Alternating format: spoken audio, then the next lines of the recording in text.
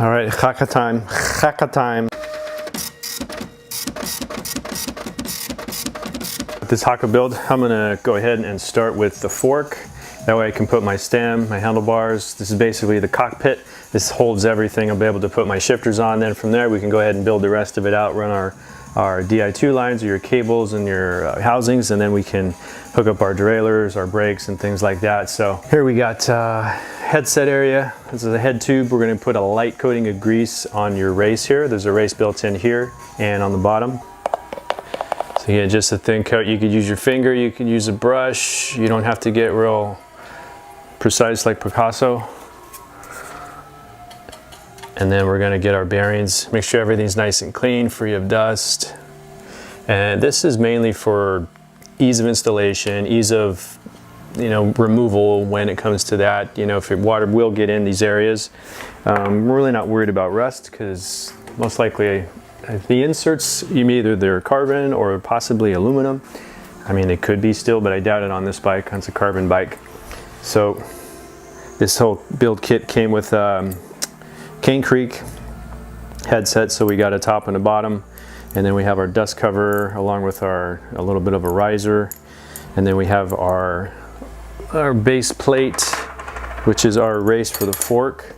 So that will have to be smacked on. These steer tubes came extra long, so I had to get another tool that would allow me to smack our race on because it gets wide down here.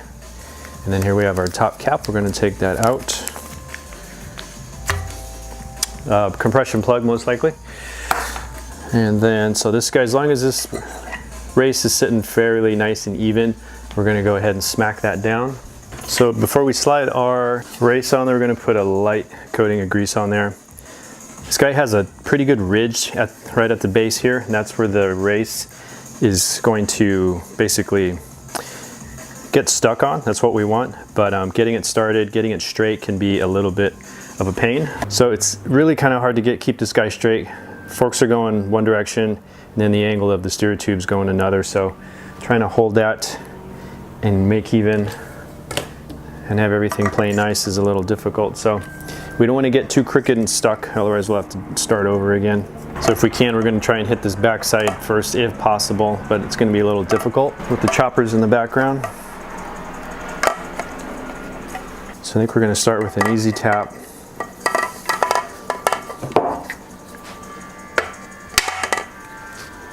Starting to get slightly crooked. Just going to give it a little tap towards the back so everything stays straight. Stuff they probably don't show you on other videos. Let's keep that guy on there. Just to confirm that we're nice and flat. So the key to success on this is making sure that race stays straight. Doesn't start to get a little crooked because it's just the angling we have here and the way the tool sits on it. So wipe off your excess grease. Bring this guy back down. So here we can go ahead and place our lower bearing on, and we got a beveled side or an angled side that's going to be going facing upward here. So the flat side is going to be sitting flat on the race here. So angled side facing up. Have everything ready, have the rest of your headset ready, your spacers, your stem. And we'll go ahead and ride this up. Remember, we got a little bit of grease on the inside.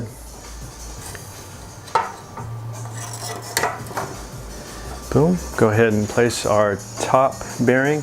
Again, we got the flat side facing up, beveled edge facing down, matching with the beveled edge inside here.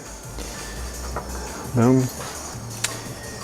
Then with Cane Creek, everything's built in. We got a little C-clip is built into the top dust cap here, so that's all going to go in as one unit. Some of you might have it in two, so put the C-clip. C-clip has the split in it. And if this is tough going on, make sure the edge of your steer tube is nice and soft and rounded, because there's a soft blue O-ring inside there. We don't want to cut anything if it's too tight. And here you can line up your logos if you want. Of course, you can always go back to this.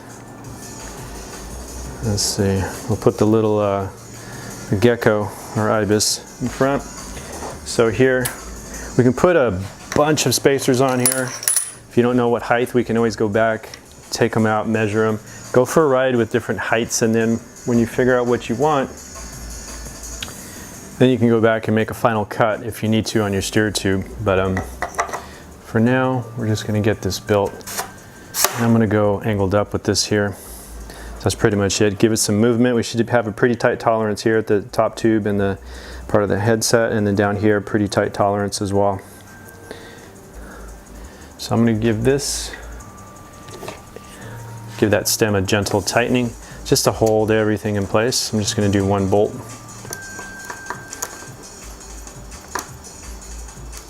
And Newton meter on this is probably 4. Yeah, it's actually 5 Newton meters. But we're just going light, just enough to keep that fork from falling down. Boom, so we're good there.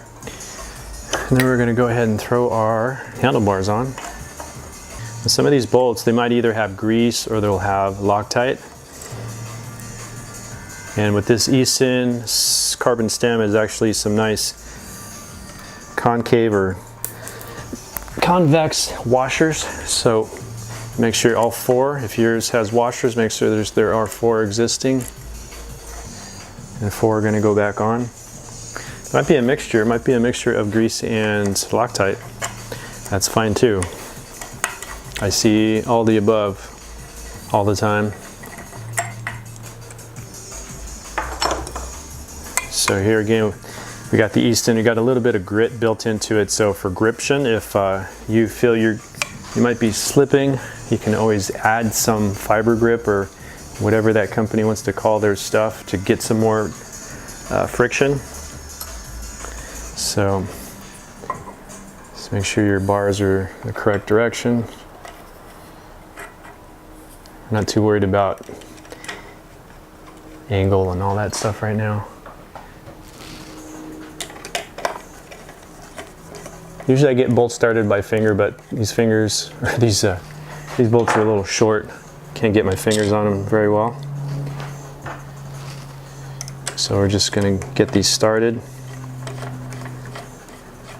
If you feel these are getting stuck right away, then take a look at your threads for both items. Make sure everything's nice and clean. These should be able to spin a few times and then maybe start getting tough because of the Loctite.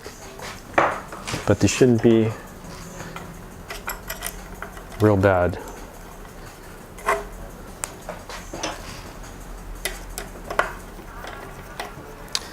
Now we're just going to snug this up, so I'm just going to loosely center this, get it relatively where I think it would be if it was sitting on the ground with 2 wheels. Yeah, so right about here I feel the Loctite, so it's getting tough. I was able to get 2 or 3 revolutions before it got tough, so that's telling me that I did thread it correctly and now I'm hitting the Loctite. But if it started with friction immediately, then we have an issue. You could be cross-threading. And it's still loose.